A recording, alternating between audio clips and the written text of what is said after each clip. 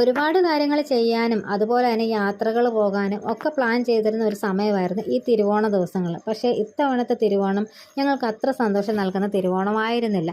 ഉത്രാടത്തിനന്ന് വെളുപ്പിനെ ഏട്ടൻ്റെ അച്ഛന് സ്ട്രോക്ക് വന്നിട്ട് ഹോസ്പിറ്റലായി. അപ്പോൾ ഏട്ടൻ്റെ അമ്മയും അതുപോലെ തന്നെ ഏട്ടൻ്റെ കസിനായിട്ടുള്ള ചേട്ടനും ഒക്കെ ഹോസ്പിറ്റലായിരുന്നു. അതുകൊണ്ട് തന്നെ ഉത്രാടത്തിൻ്റെ അന്നേ ദിവസം അത്തപ്പൂക്കളം ഇടാനും പിന്നെ തിരുവോണത്തിനന്നും അത്തപ്പൂക്കളം ഇടാനും ഒന്നിനും തോന്നില്ല. സത്യം പറഞ്ഞാൽ ആഹാരം വെച്ചുണ്ടാക്കി കഴിക്കാൻ പോലും തോന്നിയിട്ടുണ്ടായിരുന്നില്ല. ആശുപത്രിയിൽ നിന്ന് ഏട്ടൻ വരുമ്പോൾ തന്നെ എന്തെങ്കിലും ആവശ്യങ്ങൾ ഉണ്ടായിരിക്കുമല്ലോ എന്ന് വെച്ചിട്ട് ഞാൻ എൻ്റെ വീട്ടിലും പോയിട്ടുണ്ടായിരുന്നില്ല. ആരും ഇല്ലാത്തത് കൊണ്ടൊക്കെ ആയിരിക്കാം, കുഞ്ഞ് നല്ല വഴക്കമൊക്കെ ആയിരുന്നു. അതുകൊണ്ട് രാവിലത്തെ കാപ്പി ഒരു വിധത്തിലുണ്ടാക്കി ഉച്ചയ്ക്കത്തേനുള്ള അരി ഞാൻ ചോറ് ആക്കി വെച്ചു. ബാക്കി കാര്യങ്ങളൊന്നും ചെയ്തിട്ടുണ്ടായിരുന്നില്ല.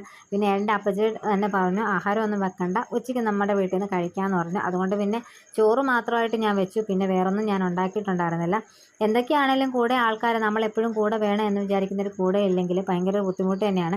എന്നേക്കാളിൽ അത് ബുദ്ധിമുട്ടായിട്ട് തോന്നിയത് കുഞ്ഞിനാണ്. എന്നെ കാണാത്തതുകൊണ്ട് കരഞ്ഞുകൊണ്ടൊക്കെ ഇരിക്കുകയായിരുന്നു. ഒരു വിധത്തിൽ സമാധാനിപ്പിച്ച് ഫോട്ടോ എടുക്കാൻ വീഡിയോ എടുക്കാൻ എന്നൊക്കെ പറഞ്ഞ് കുളിപ്പിച്ചൊരുക്കി അത്തപ്പൂക്കളത്തിൻ്റെ ഇടയ്ക്ക് ഫോട്ടോയും വീഡിയോ ഒക്കെ എടുത്തു കേട്ടോ. കുറച്ച് കഴിഞ്ഞപ്പോൾ തന്നെ നമ്മൾ സദ്യ കഴിക്കാൻ വേണ്ടി പോയി. ഏട്ടൻ്റെ അപ്പച്ചിയുടെ വീട്ടിലാണ് നമ്മൾ സദ്യ കഴിക്കാൻ വേണ്ടി പോയത്. ആദ്യമേ നമ്മൾ അവരാണ് നമ്മളെ വിളിച്ചുകൊണ്ട് നമ്മൾ അങ്ങോട്ട് പോയി. തൊട്ടിപ്പുറം ഏട്ടൻ്റെ ചേട്ടനും വിളിച്ചിട്ടുണ്ടായിരുന്നു. അപ്പോൾ ഈ അപ്പച്ചിയുടെ വീട്ടിൽ തന്നെയാണ് തലേദിവസം രാത്രി നമ്മൾ കിടന്നതും. രാവിലെ കരച്ചിലും ബഹളമൊക്കെ ആയതുകൊണ്ട് അവൾ ആഹാരമൊന്നും കഴിച്ചിട്ടുണ്ടായിരുന്നില്ല. അതുകൊണ്ട് സദ്യ അല്പം കഴിച്ചിട്ടുണ്ടായിരുന്നു. അത് കണ്ടപ്പോൾ തന്നെ സന്തോഷം. പിന്നെ ഏട്ടനൊക്കെ കഴിച്ചോ എന്ന് ചോദിച്ചപ്പോൾ തന്നെ അവരാരും കഴിച്ചില്ല എന്നറിഞ്ഞപ്പോൾ ഒരു വിഷമം. കാരണം കുഞ്ഞിൻ്റെ ഒപ്പം ഇരുന്ന് കഴിക്കാനൊന്നും പറ്റിയില്ല. ഓരോ ടെസ്റ്റിനും ഒക്കെ ആയിട്ട് അവർ ഓടി നടക്കുകയായിരുന്നു.